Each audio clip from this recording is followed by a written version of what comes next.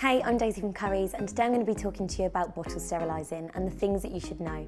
We're going to look at the importance of sterilising, how to choose a steriliser, and tips on using them as well. So in order to demonstrate using a steriliser, we're going to head to the studio.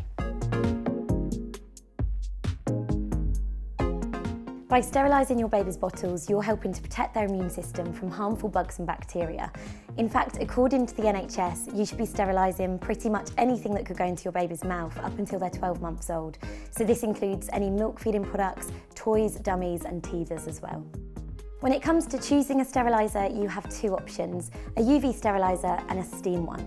A UV steriliser works using UV light instead of steam and heat, so you save on water, avoid chemicals, and it also eliminates the need for descaling as well. They can be used on pretty much anything that could go in your baby's mouth, from smartphones through to dummies. It also means that when you take the bottle out, you don't have to wait for it to cool down. An electric steam steriliser works by turning water into steam, so it tends to be a cheaper alternative to a UV one. Now on to actually using the sterilisers, here are some helpful tips to make sure that you're getting it right.